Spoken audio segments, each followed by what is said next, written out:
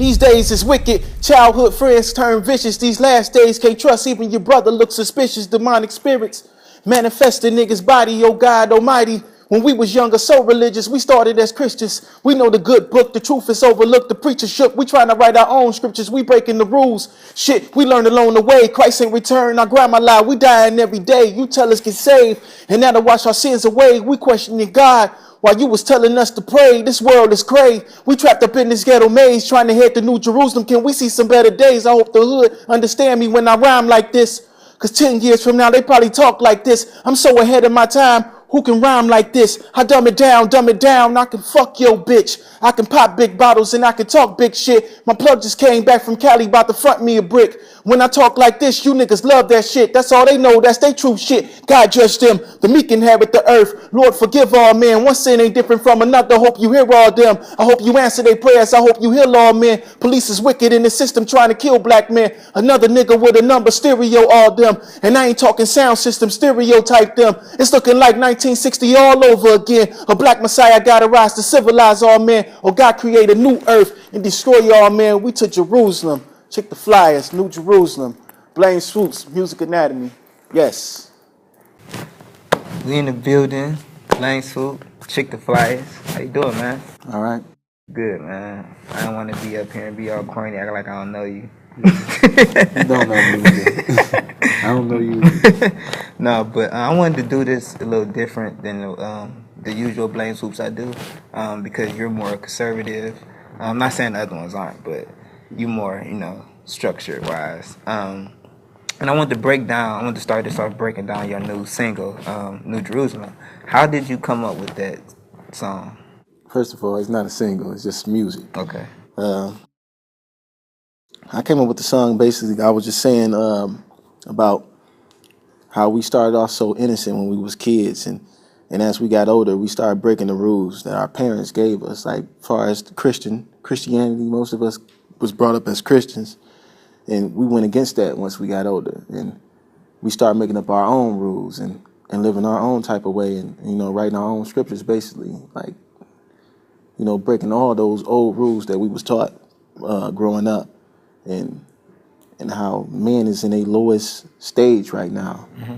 Like, it's hella killing going on, and not just our city, Cleveland, Ohio, in the United States, period. And I spoke on how it's hella killing going on, and we not evolving, and a savior coming, as far as we need a savior, we need something.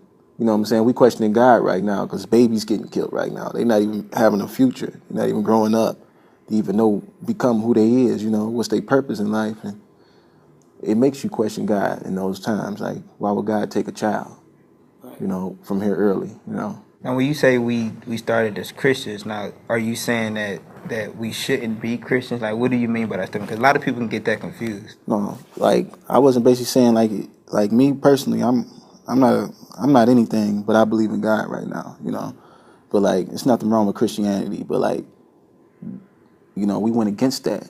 How actually a Christian child was supposed to act. Right. You know what I'm saying? As we got older, and we broke it. We broke rules, Now, what inspired you to create that song? Like, was it what was going on in this city specifically, or was it you just woke up like, damn, like, we fucked up? Now, I was actually listening to this instrumental by the Manhattan Street Band. It's one of my favorite bands. From Brooklyn, right? From Brooklyn, out of Brooklyn. A band out of Brooklyn, New York. And the horns in it, and it just feel like it was just talking to me, like I supposed to just rap about that, and it just came out. Like, I go with more of a feel type of thing. I'm not an artist that just rap on any beat. I gotta feel it, be able to rap on it first. And so I started writing to it, and about a New Jerusalem and all that. I don't even read the Bible, and some people tell me I be like rapping scriptures and stuff, but that's what I came to. It came about as more of a feel. It was more of a feel type of thing as far as creating New Jerusalem, the song. And I could really vouch for you because, like, you do a lot of reading, but that's one book that you really don't read all the time, but it'll still come out in your lyrics. What is that called? Like, I know it's prophecy, but, like, how do you come up with, like, Like, how do you? It's weird because you don't read the Bible, but Bible scriptures come out of you. Like, how do you? Is that a divine energy? Like, what is that? Well, they say the King James Bible is in us already, programmed in us, just period. You know what I'm saying? It's more of intuition or something. Like I really feel like sometimes when I'm writing, it's a lot of stuff that I don't know what to say, and it's just like something that come over me, and it just flow out. You know, That's dope. So, how many projects you have out? like three. 3 projects. Like 3 projects. Okay. Now, I know each project from the streets to the major. Me Against the World. We actually have 4 actually. Yeah. Book of Life, Right. which is very slept on. Y'all got to go back and listen to Book of Life. I swear, that's really my favorite. Book of Life. Then you have Resurrection. Now, what you doing now is something called innovation. What makes that stand out than the other 4 mixtapes you have out? It's different. I'm all the way out of my comfort zone. I'm really opening up about a lot of things that I went through, as far as relationships, betrayal, and just becoming enlightened. That's what the album based on betrayal, love. I'm singing on it more, and becoming enlightened at the end. Like I reach enlightenment through all the suffering and pain. Like it's me just staring at my old life, just period, Right. through songs. So it's not like I'm just sad or anything now, but you know what I'm saying, I was sad, and I'm trying to place and try to channel that energy back how I felt at that moment. So it's a lot of stories and a lot of relationship problems, me, even the flaws that I had, or the trials I had in the streets, the tribulations I had in the streets, trials and tribulations I had in the streets when I was dibbling around in the streets. I'm a full-time musician now, but yeah, it's everything. You're gonna taste. It's about society, all that, and everything. It's about becoming free and realizing we need to love ourselves more. It's not a conscious album. I'm not a conscious rapper. I wish people just get that out their head. I'm not conscious. I'm just making music, and real music that means something. Music that we can all relate to. Right. Now, so this basically the happiest you ever been creating music. Yeah. I can finally, because I can look back now, and I can feel like a little comfortable, and I can open up about these things now because I'm more comfortable with myself as an artist and as a person. Like I grew so much now, and I'm not that no more, so I can talk about it. And people don't realize that you actually stopped selling drugs. Like, you actually stopped and channel all your energy to music. How hard was that? Because a lot of people can't do that, man. It's not a hard it's hard because I'm so used to going shopping every week. The money was it was all right. I wasn't the richest drug dealer or anything, but it was cool, But I'm off all faith right now and just going straight forward with my purpose and what God put me here to do. Like I've truly realized that I know for a fact that the streets was never for me. It wasn't my purpose here. It was just a journey that I had to go through in my life, and I went through it, and this is my journey, and this is my purpose. Where I'm aligned to do right now is music. So I gave all my energy to music. It's just music. Now, I know, like, when people listen to your music, they're going to hear a lot about your childhood and your past life. Like, how important was your childhood being placed into your music? Like how rough was your childhood, should I say? It's just like any other childhood in the ghetto, But You're gonna lose. something sticks out. With your childhood than other people's childhood. Your childhood, it was pretty rough, right? Yeah. And you talk about your mom living in the shelter with 4 kids, and how that was a rough journey. Like, how was that? And how do you put that in towards your music? I mean, when you're younger, when you're a child, you realize you don't think you're struggling. Right. You know what I'm saying? But your mother got so much pressure on her. She coming breaking up out of a marriage and a domestic violence and stuff and all that. And you just smile, you know what I'm saying? You kind of like your mama's strength because you so happy. Even though we going through these things, and when we living in the shelter, we wasn't able to go in the kitchen after we barely seen the kitchen. And we had to eat these dry ass cornflakes. It was so nasty. No sugar. No sugar at all. Thick ass peanut butter in a metal thing in a silver container. Like this is crazy. It was weird. And getting Christmas toys from Tots and stuff and all that. You don't realize you're going through it until you look back and you older. Like, damn, we went through some shit and we made it through it. Like that. You know what I'm saying? We still going through certain things, but it ain't after you go through something like that, you pretty much can go through anything. When you see people die close to you, like it's kind of like you become numb to certain situations, and you know, I'm like numb kind of to certain situations. Not like I'm a person that don't show no type of empathy of anything, but like I'm numb. Like I'm so used to going through shit, it's like a normal thing. Yeah, and that's one thing that I like to like I talk about it on Twitter all the time, like how certain stuff is normal to us. Like I'm starting to realize a lot of things is happening. Like people be panicking and things like that, but they're not really from how we grew up. So it's really a shock to them. But it's like it's been like that for us for 20-some years. You know? I remember coming outside every day. It was a shootout every day. We didn't know who was gonna die or who was gonna get shot. It was like that. It was a normal thing. But in them times was so crazy. We had fun. Yeah. Them was some of the best times I ever had when all my friends, we come outside, we walk home from school and play basketball. Even though it was shootouts, it was crazy around us, but it was a lot of fun, you know. We knew how to have fun too. You know, these kids these days, they off all types of drugs. We wasn't on no type of drugs and we was bad. Yeah. Yeah, most things we was on was some weed. These Lulu niggas on everything. Liquor, pills. I just wanted to be around some women and get some new J's. That's pretty dope, man. Now, how do you incorporate the way you grew up in your music? Like, what made you do that? Because you can go out there, you can be like a lot of other artists and rap about partying all day, but that's not really how your life was. How did you get to a comfort where you can rap about your past? Because a lot of people aren't comfortable and insecure about a lot of things they went through. It's more of self-acceptance. Like, I finally came to a realization, you know, I have to accept these things, you know what I'm saying? Even though they're not there no more, but like I want people to know, like, this is what I went through and this is how far I came and I'm still going, you know? Because I really don't speak for myself, I speak for everybody. I know somebody going through some shit, you know what I'm saying? They can help them out, like a relationship or just me. And people gonna hear a lot of these songs on here and they gonna be like, damn, this nigga, is he going through this right now? No, I'm happy right now. I'm not down or anything, but it's certain relationships I went through and me losing my friends, you know, in the streets and just period. I'm really it's everything. It's nothing I didn't touch on on this project that I'm working on. And Now, you do have a label. It's called Real Music. How did that come about? a year after I released my first CD, From the Streets to the Majors, I came up with the name. My last song was on the CD was called Real Music, and that's how it came about. I came up with the idea for Real Music. Like, what is it? Like, what are you trying to portray with the label?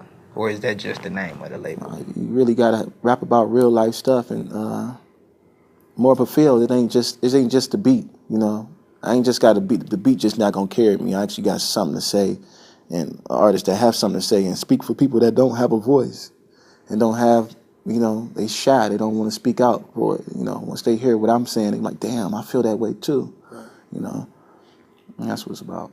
That's dope, man. One of the main goals that I appreciate you, one of the main reasons I appreciate you, should I say, is because, like, you really are trying to help people. Like, you just not doing music because everybody's doing music. You're not just creating something because everybody else is doing it. Like, this is something that you really want to do. And that's why I was emphasizing on, like, you actually got out the streets to do that. I can't name a lot of people that's done that, because I know people that's still in the streets. Not saying they're not passionate about what they're doing outside of the streets, but like, you actually put all your focus on that, and I admire that. That come with me just not, you know. I came to another realization that I'm not an artist that's trying to keep an image up for people, and I really don't give a fuck about what anybody think about me. You know, I want people to buy into the music and not what I got on or anything and all that. I can dress nice still, but I'm just saying, like, I want people to listen to my music. It's a lot of, don't get me wrong, I'm not saying it's a lot.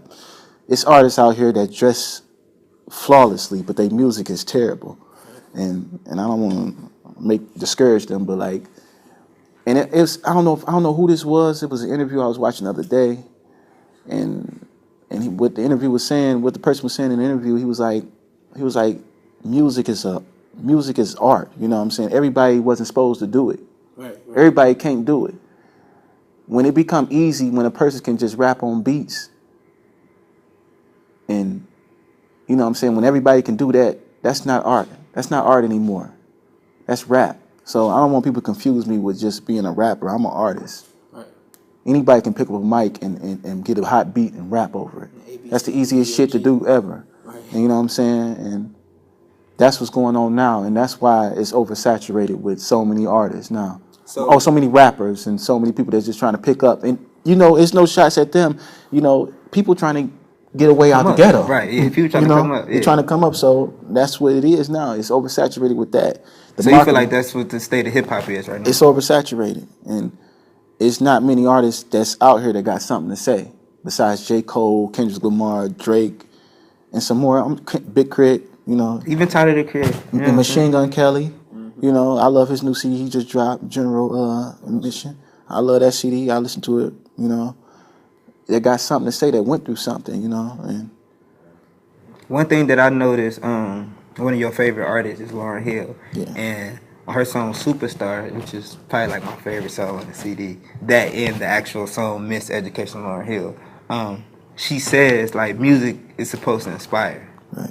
And if people really notice, the biggest artists in the world, and I'm talking about even from the Beatles, they always had something to say. It just wasn't bullshit. Like Right. they always had something to say, and I'm always the highest selling people. Right. And I think that's pretty cool. And like people don't realize that. Right. Why do you think the new generation don't really realize that music is supposed to inspire? Because my opinion is because they mostly high as fuck and they not really realizing what's going on. It's younger kids that want music like this, and you know. But you hit it right on the head. They usually high and you know and drunk and they just listen to the beat. You know, most of them do that. But like, I make music for younger people, but I make music for my age group. In the music in the 40s and the 25s and the 21, 25, 40-year-olds and etc. I make music for them. If kids want to listen to it, so be it. They can listen to it. But like I make music for people that can think. Most of these kids can't think for themselves. They let the music think for them, and they become it. Or Twitter think for them, Yeah, or people's so. opinions think for them. And it's grown-ups like that too. So, but like, I make music for people that actually went through something. It's hard for you to relate to something if you never went through something. So I make music for my age group, people that's got experience. Now I got a question. This is basically a personal opinion. Well, everything that we do is basically our opinion on it. Right. But how do you feel about artists capitalizing off the ghetto? The ones that didn't grow up in the ghetto, but portraying those type of things. How do you feel about those type of artists? It ain't no rules in the game no more. Don't nobody care no more. It can be an artist from the Heights, and he can act like he from the hood, and if it sound good, they're gonna rock with him and suck his dick. That's just how it go. That's just the reality. You know, you ain't gotta be a real nigga no more. All you gotta do is have money. Yeah. You got a little money, you got a little bottle, you a real nigga. You know? That's crazy. That's crazy. How do you feel about artists? Okay, this is how I look at it. We in the ghetto, right? And when we younger, we always say like, man, I want a podium. Like, I want to be able to say something. I want to be able to do this. And you finally get that opportunity. And then what you do is you pour right back into the ghetto, which you was trying to get out of. Right. That amazes me. Like, I never understood why artists do that. Like, you came from the bottom just to go up to the top to talk about the fucking bottom and how you should stay at the bottom. Right. I don't understand. Like, where did that mindset come from? Is it money? Is it somebody controlling that? Like, what is it?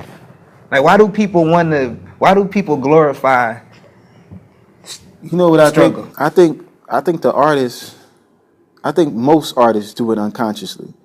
They don't do it to just keep people down, but most of them do it because they feel like that's what the people want to hear. So you have to dumb yourself down.